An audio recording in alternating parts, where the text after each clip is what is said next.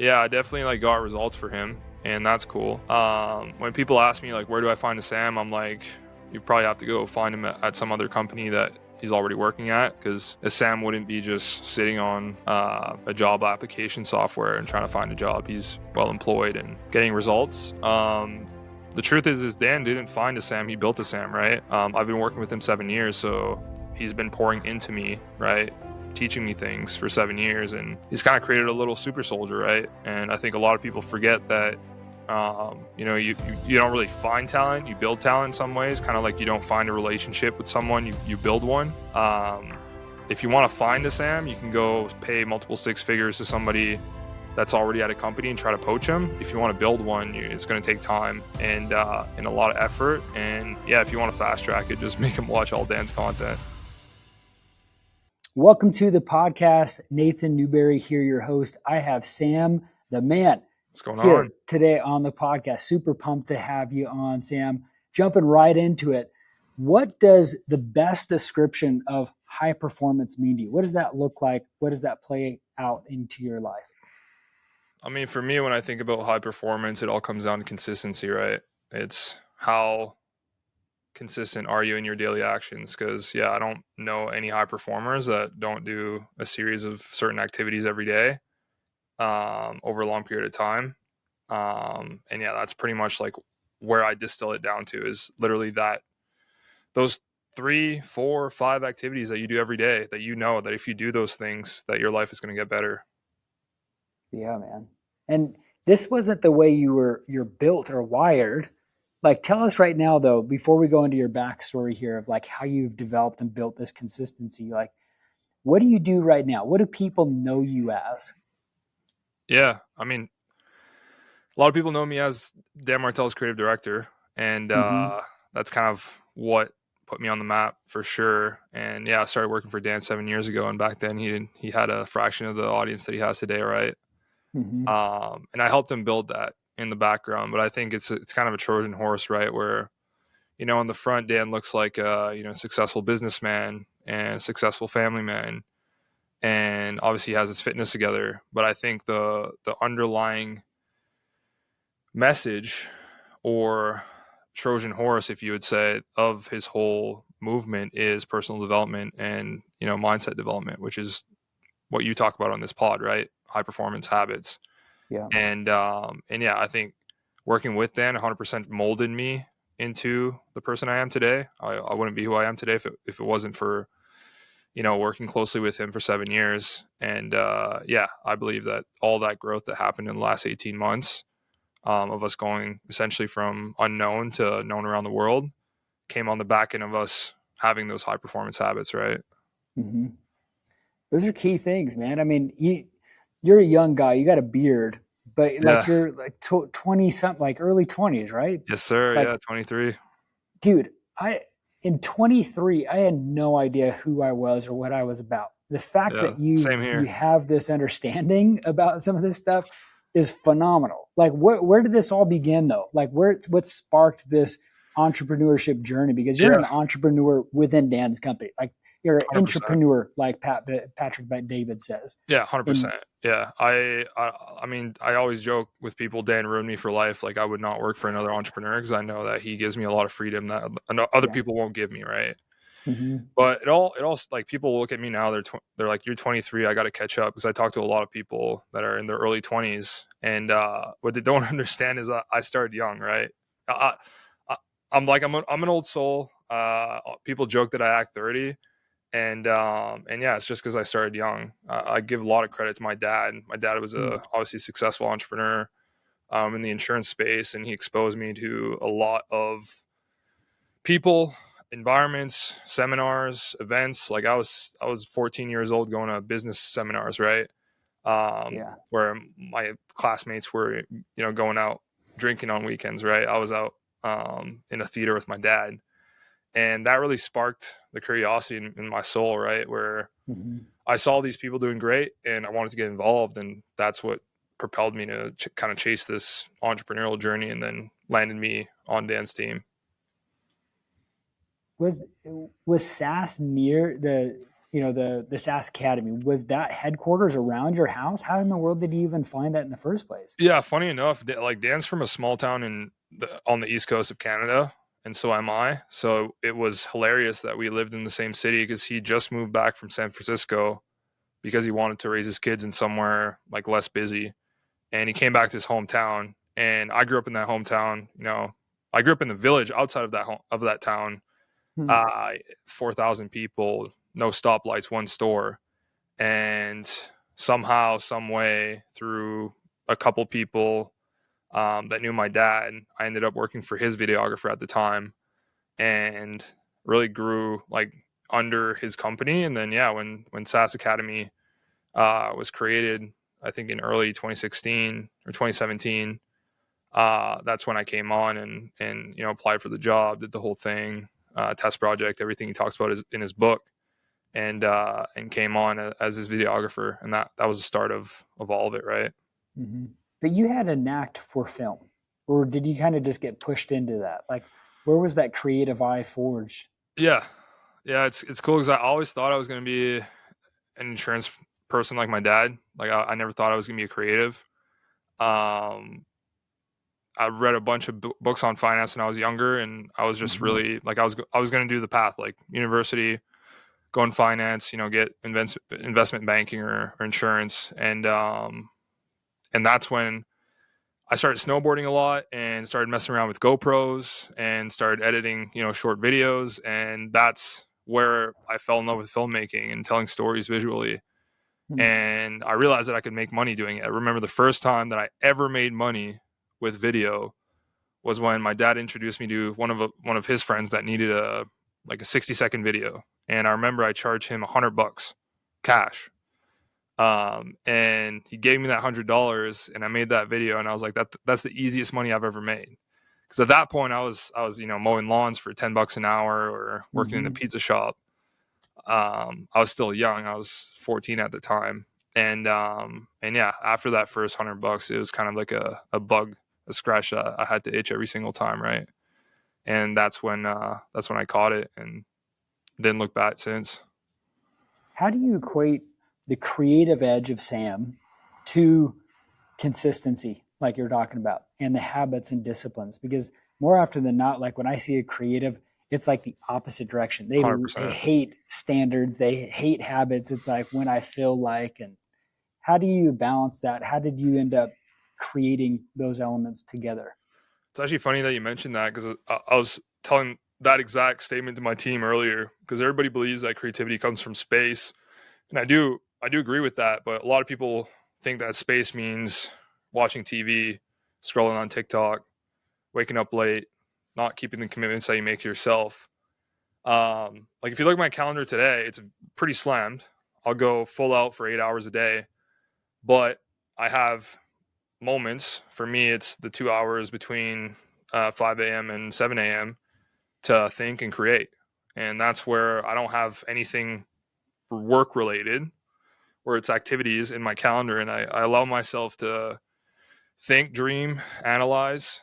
And I think that's where a lot of my creative ideas come from is those 2 hours. And I think for a lot of people that think that you know, they think that constraints impacts their creativity negatively.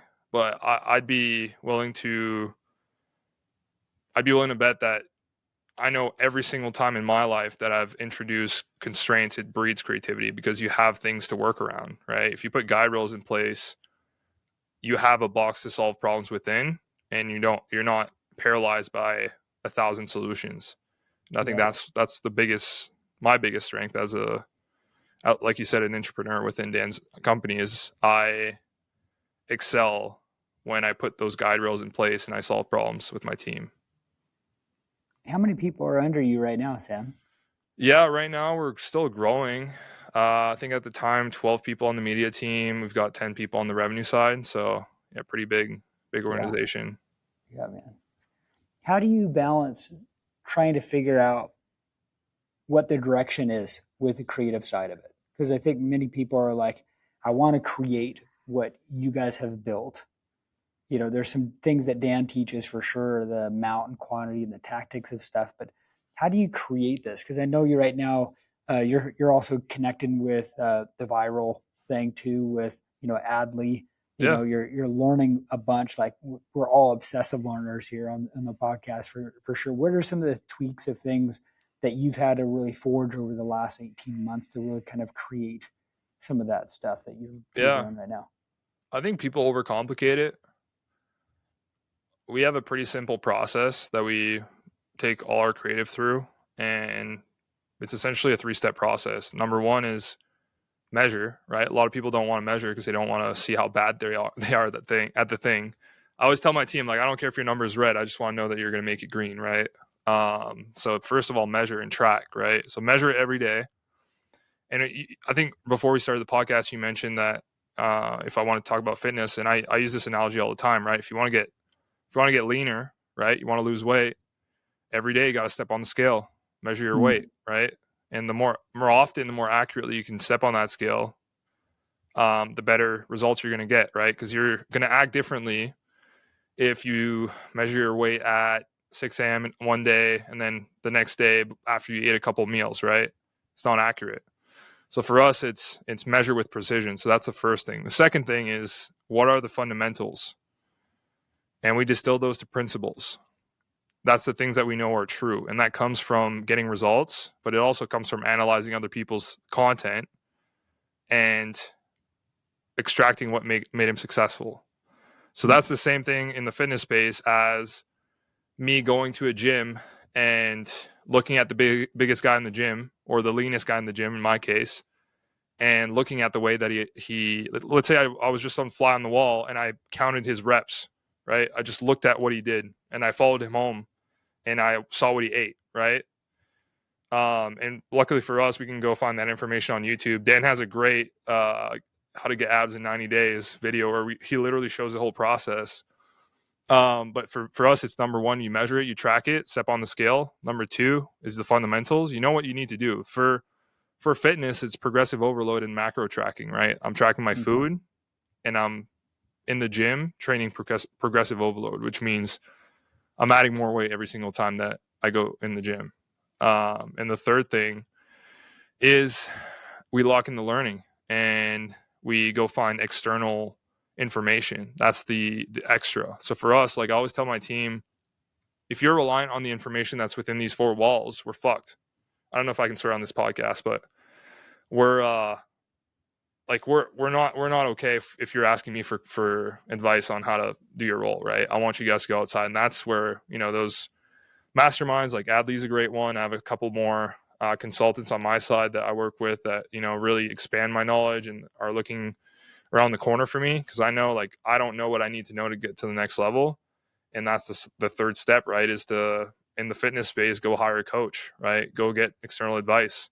Go find somebody that's been there, that's done that, and don't just watch a YouTube video on it, right? You can learn, sure, you can get all the information that you need, but what I know is that you won't take action if you're not held accountable, right? And for me, those external people are the people that take me from being average to somebody who shows up every day.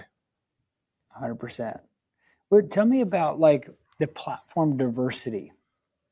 So I'll give you an instance of what I've been studying lately. Tell me what your thoughts are. I researched today, John Maxwell, who's known for leadership, he started writing books like in the 70s. But if you average out how many books he writes a year, is around 3 to 4 books a year. Yeah. And then wild. You go, it's wild. Like the volume that it takes to just master is incredible. And then you start looking at like Patrick Bet-David and his podcast and the Valuetainment. He's putting out 7 reels a day. Insane. On different stuff. Like in just one platform, 7 videos a day, like 15 to 20 minutes. And then cross multiple platforms. There's just like, it's mass volume than the 1 or 2 reels and doing stories. Yeah. And I always thought the algorithm suppresses some of this stuff, and maybe it's just wide open, and maybe it's select. I mean, maybe there's beta stuff like this. But talk to me about like getting better in volume versus also just going balls to the wall and just like going just as much and as deep and wide as he possibly can. Yeah, I think it's and not or, right? I think a lot of people think that they're either doing volume or quality, but I always argue that you can do both. So for Mm-hmm. us, it all starts with, let's figure out how we can make a YouTube video a month, right? One YouTube video a month, and that's where we started. And after a couple months of that, you're like, can we go to two? If the quality holds and you're making that one video to the highest quality possible, then you can move up to two, and then you move up to four. And right now we're posting 8 videos a month, but every single video has that level of quality that we attach ourselves to, and we make sure that if let's say I get a video back from an editor and I'm not happy with it, I'm sending it back, right? I'm not just posting it because I want to hit the volume quota, right? Right. So if you're asking me what's more important, I'd say quality, but you're not going to get massive results if you're just doing the same thing over and over again, only posting one video a month, right? When we went Mm-hmm. from posting a video every week to a video every two or a video every 3 days on YouTube, that's when we started seeing massive growth. And I'm trying to find ways to post a video every day, just like Valuetainment, right? Yeah. How do you set up like the type of content? Like I look at Alex Hermosi, for instance.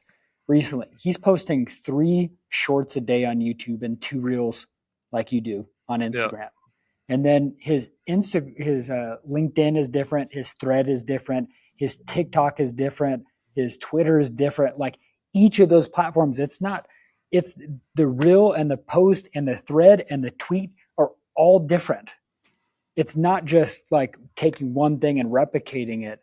And I can imagine there's like probably like people own those, or how do you see like people owning those different platforms or diversifying that? Like it's very unique in those approaches. How do you guys go about that, or how would you want to go about that? 100%. At scale, you need channel owners because you can't have one person own 17 channels. And I think a lot of people have a misconception that these creators are owning every single one of their platforms. But I'll tell you right now, like Dan does not look at or approve any content that goes out on any platform.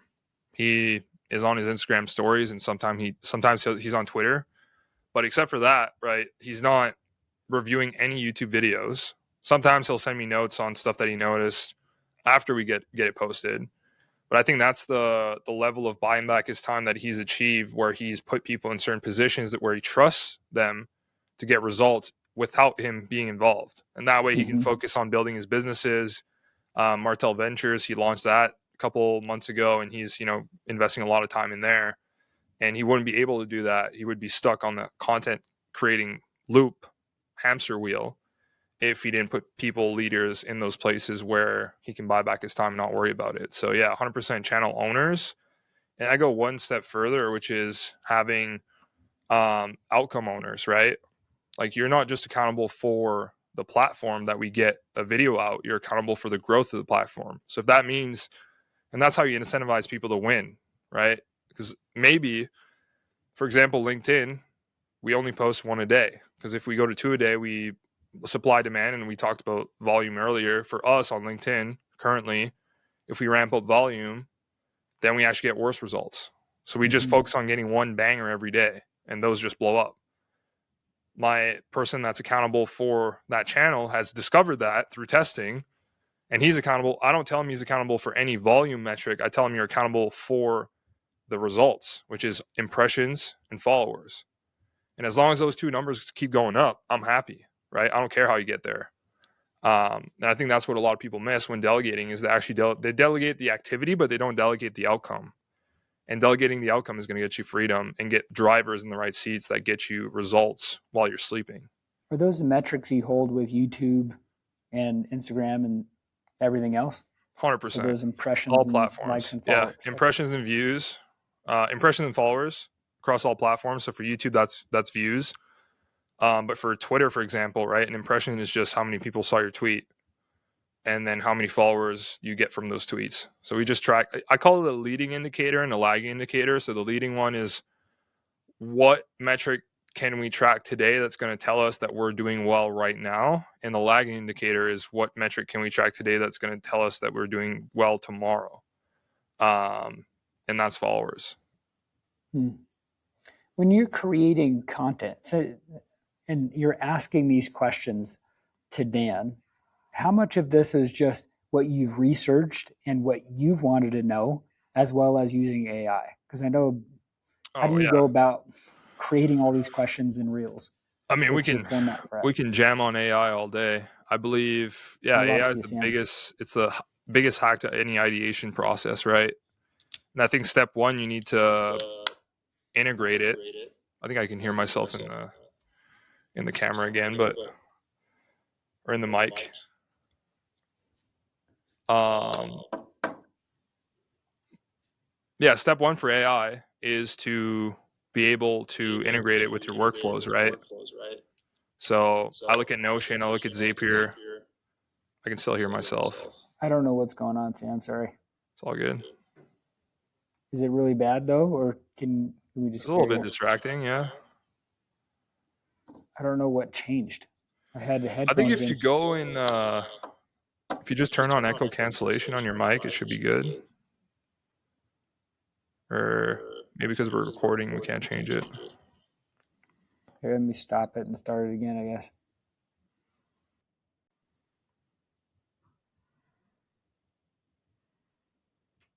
Okay, how about now? I think we're good. Yeah. Can you hear me? Yep, I can hear Good you. to go. Let me ask you that question again. Yes, sir.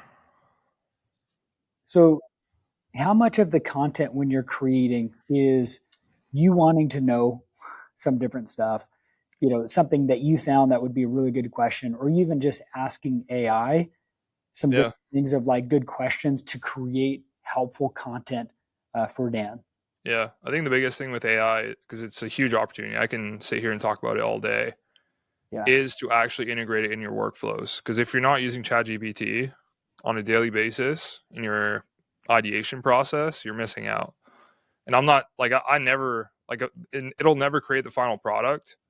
But if you can ask it, what's 100 questions that you think somebody that's interested in growing their business would ask a professional business coach that has X amount of years under his belt, that is an expert in time management and delegation, and you take those 100 questions and you distill them to the 5 that are actually good, then that's a really great place to start. So for us, like, we have a ever evolving, we call it a short form ideation board, where people can drop their ideas, because I do reward people that think creatively. That said, the person that's accountable for writing those questions and putting them in production is 100% using GPT to create those ideations. So that's not even you. You had someone on your team creating some Yeah, of that. yeah. We have a script writer, and then we have somebody that's accountable for what we call idea generation, right? The creative input. And then I remember Dan talking about this, but there's hooks at the very beginning. There's Yeah, questions asked. How many of those reiterations do you guys ask for one question? yeah. I mean, usually we have one, what we call a core question, and I think what would really help your audience here is our framework for good content, right? We believe good content has 3 parts to it. And this, we could distill this to, a short form piece of content, LinkedIn posts, an email newsletter, and even just a long form YouTube. And you extract this the way you want. But essentially, the first part is there's a problem, right? A core problem that you're trying to solve. And that core problem could be, let's say it's, I don't know how to delegate things to get results from my team. And then the second part is a story, right? And that story could be a personal story, could be a story about a client, could be a story about somebody famous that figured this out. But essentially, it needs to be something that you can tell that's going to be the handle for people to understand what you're saying. Because I believe the story is the glue to any question. Let's say I have a really hard time delegating my outcomes to my team. I first learned this when I was building out my first creative agency, and I hired my first editor, and I just gave him a task every day, and he came back with the final result, and I had to keep giving him shit every day until the end of time, because I didn't know how to delegate outcomes. I just delegated activities, right? And then this is where the third part comes in. So you have the problem, the story. And then the third part is the teach, which is where you actually teach people how to overcome the problem.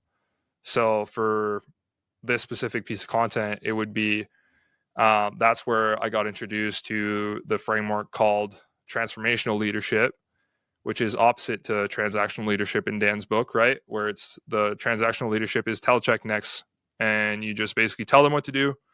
You check that it got it done, and then you tell them what to do next. But instead, with transformational leadership, you lead with an outcome, number one, and then you measure. You give them a measurement, you give them the metric that you're going to track to measure if they're successful or not. And then third is you coach them up. If they're failing, if they're off track, you decide to step in and help them overcome that. And that's essentially the problem story teach framework applied in creating business content. And as long as your content has those three pieces, you'll create content for the rest of eternity and get results. I think a lot of people create content that has a problem, maybe doesn't have a teach, doesn't have a story. Sometimes it has a story. There's no clear problem. Like, the only content that performs the best on all platforms has all three. And I think if people get away from that, then they'll realize that their content's not performing. But if they stay close to it, then I've seen it change thousands and thousands of accounts. Now, many of my students and also people that you probably know of, they're always asking, how do we get connected with an amazing Sam on their team? Yeah. I mean, I think it's hard. Dan thinks I'm pretty cool. I don't think I'm that cool, but yeah, I definitely like got results for him, and that's cool. When people ask me like, where do I find a Sam? I'm like, you probably have to go find him at some other company that he's already working at, because a Sam wouldn't be just sitting on a job application software and trying to find a job. He's well employed and getting results. The truth is Dan didn't find a Sam. He built a Sam, right? I've been working with him 7 years, so he's been pouring into me, right? Teaching me things for 7 years, and he's kind of created a little super soldier, right? And I think a lot of people forget that, you don't really find talent, you build talent in some ways, kind of like you don't find a relationship with someone, you build one. If you want to find a Sam, you can go pay multiple six figures to somebody that's already at a company and try to poach them. If you want to build one, it's going to take time and a lot of effort. And yeah, if you want to fast track it, just make them watch all Dan's content. Yeah. Well, let's go back to, so you're a hustler, you work really hard, you're an entrepreneur at Dan's, but you're also a fitness guy. You're jacked. And Yeah, I that like the didn't gym. that didn't always, that you weren't always that way. Were No, you? sir. Like what's that look like? Are you working with Alan, Dan's trainer too, or is this all forged from your education and knowledge? Yeah. I mean, I always joke that I got fit before Dan. But yeah, I mean, I've always been You into it. inspired Dan. Yeah, exactly. He'll say this to you. But yeah, I mean, I really started taking fitness seriously in 2020 when COVID hit. And yeah, I essentially just controlled the controllables, and I was, stuck inside working all day, and the gym closed, and I kind of built a gym inside my parents' basement, and then decided to go pro, which is decide to, track your macros, do progressive overload training. And I think it's not a lot of changes. It's just a few changes that get big results. And yeah, ever since then, like, I've went to the gym at least 6 days a week. Been pretty consistent, never miss. And yeah, I get results, like, and hopefully it inspires other people around me, right? Because that's the only reason I do it. I mean, it's fun to be in shape, and I do it for my health, but the only reason I post about it on social media is to get those messages from the 17, 16-year-old kids that are aspiring to one day, you know what I mean, like, have achieved that. And I think that's the coolest part, is being able to kind of send the elevator back down and inspire those people. What are some principles that you hold, some habits that you've had to forge and build within your stuff? What are some of those things that you've had to tweak and reiterate and adjust in your life? I mean, I'll give you the most important one, and then it may be a few others after that. The number one habit that I changed that completely transformed my life from not being able to get anything done to being an extremely high performer was wake up early. I wake up at 5 a.m. every single day, weekends, week outs. Like, I don't miss. And I think if somebody can just do that and not do anything else, they'll be ahead of 99% of people. Because I know people that wake up early 5 days a week and then sleep in on weekends. But that's not how you build the habit. Like, I go to bed every single night at the same time, whether I'm in a new time zone, old time zone, and I wake up at 5 a.m. every single day, no matter what. If I get 7 hours, 5 hours, 4 hours of sleep, doesn't matter, right? And that's the mental game, right? Is being able to keep that singular habit in place. And for me, that's the North Star, right? That's the one thing that I can control every day, that I know if I do that, the rest of the day is going to be good. And if I had to add two more, I mean, we just talked about it, sweat, right? I don't care if you go run. I don't care if you climb walls, if you go to the gym like me, or if you play sports. If you sweat every day, you'll be a happier person. I've never seen somebody in shape that was sad. And yeah, I think if you wake up early, you work out. And the third one I'd throw in is, I think, learn every day. And people can extract that whichever way they want. They could go read books. They could watch YouTube. They could do like me. I like calling people up, asking them questions. I'm a very personable learner. I need people to share screen on Zoom, show me stuff. And as long as you learn something every day, you'll feel like you're expanding. Because yeah, if you're not, like, in this world, it's kind of like the universal law of how nature works, right? If you're not growing, you're decaying. And I think if you're not learning every day, you're just set up for failure right off the bat, because you'll eventually decay. So I think if you can do those three things, anybody listening, if you wake up early, you sweat every day, and you learn something, I think your life will be better than 99% of the people out there. Love that. How much of intentionality do you have on your calendar? Like, do you set aside a time like every year to go plan out the year, set aside vacations or, events or something like that? Like, how do you track and build out a solid year? Yeah, Coming I up with mean, 2025, many people are thinking about this. yeah, I'm a unique I'm in a unique spot where I work 7 days a week, 365 days a year. I don't take days off, and that's my season right now. Right, I'm in a season of growth, and I believe in separation season. I believe that when people take their foot off the gas, it gives me opportunity to overtake them, and that's for me. So when I plan the year, I'd rather distill it to the day, because a lot of people overestimate what they can do in a year. They underestimate what they can do in a day. And what I do is I just plan out my day, and I plan out rhythms. And for me, like we said earlier, 5 to 7 is my thinking time. 7 to 10 is my working time. That's where I get most of my creative big rocks moved forward. And then from 10 to 12, I go work out. And then 12 after, I do meetings. And that works for me. And then at 5, 6, usually, not a lot of the times I'll have extra work to wrap up. Sometimes I'll work all night.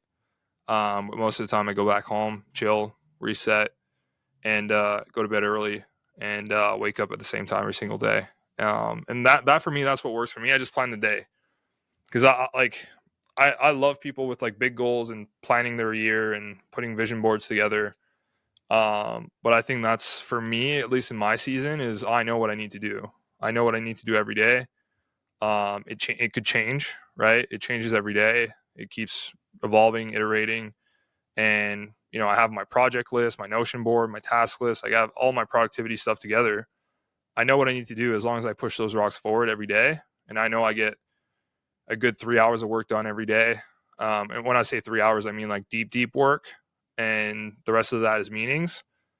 I know on the other side of that is all the goals and dreams that I have for myself. And yeah, I'll play out this season for another. I mean, I've kind of been in this season for probably 3 years, and I'll play it out for another 5 till I'm 28. And then after that, maybe I'll take a little bit more time for myself. But for now, I don't have any kids. I'm pretty young. I can run, right? I'm not, yeah, I run fast. Yeah, I don't need to I don't say I don't need to chill, but yeah, if I do instill the chilling in the daily activities, which is that, 6 p.m. to 9 p.m. Before I go to bed.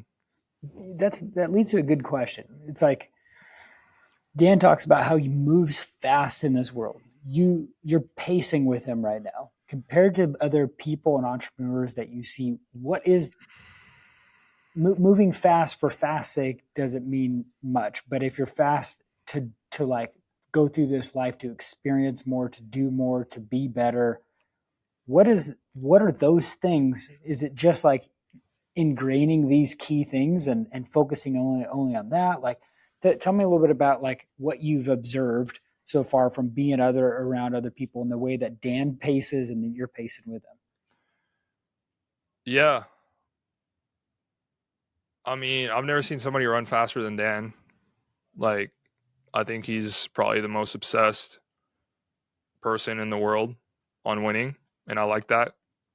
I'm a person that hates losing. I love winning. And if I want to win, I'm going to be on a winning team, right? So I think the difference between him and the average person is that, right? He built his life in a way that he doesn't have to stop. And I think even for me, just knowing when my energy flows and doesn't flow, like I'll never take a meeting at 7 a.m., right? For me, I know at 7 is my time to create. It's my time to review. It's my time to write. And if I'm taking meetings, like if I don't, let's say I'm taking meetings at 7 a.m. and I'm working at 2 p.m., that's how you get burnout, right? I think a lot of people set up their life to fail, where they, it's a marathon, it's not a sprint. So a lot of people sprint, they work 12-hour days, 18-hour days, and they grind and they're working on the same thing over and over again. They never take a step back and ask themselves, how can I make this infinite, right?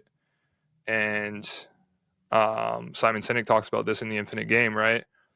Design the game so you can play forever. And I think that's what Dan did, is he's designed the game that he can run a marathon every day forever. And it's not hard for him because it's just work and life, and they're both the same. And I think that's what most people are missing, is that integration of looking at your day, asking yourself, what sucked yesterday? How can I do less of that and more of the stuff I liked? And that's how you grow. Love that. Here's a random question for you, Sam. What is something unique that you carry? What's like what do you carry around? Like, I know people have like their sunglasses and phones and keys, but like, is there something unique you wear, you bring, you carry around you that? Yeah, that's a great question. What's the everyday? I don't have it with me, but I think a lot of people find it weird that I have a fanny pack, like most of the time, kind of like a man purse. Okay. Because I'm with Dan 24/7, and like he needs shit, right? Like Dan spills coffee on his shirt all the time. I have a Tide pen, right? It's ready. Because yeah, like when his assistant's there, it's different. But we'll go on solo missions, just me and him, to get content, and I need stuff on me. I've got my passport on me. We go international travel all the time, so I have a fanny pack with like all my credit cards, all my passports, all my shit that I need, and it's always with me whenever I'm traveling. And I think that's the biggest life hack, is just have like one small bag, because you can bring a backpack and it's full of like, because I put it full of camera gear, but let's say I want to be nimble, I want to go somewhere. I think the fanny pack's the biggest hack to life. And I'd bring it to the gym. I just bring it everywhere. I'm always ready. What's the brand? Because then there's a lot of them. It's Eddie Bauer. So I don't know if you guys have that brand in the States, but yeah, it's like a hiking. It's kind of like Patagonia in a way. Okay. Yeah. I like it. Cool, man. Well, how can people follow you and connect with you further, Sam? Yeah, my favorite's Instagram.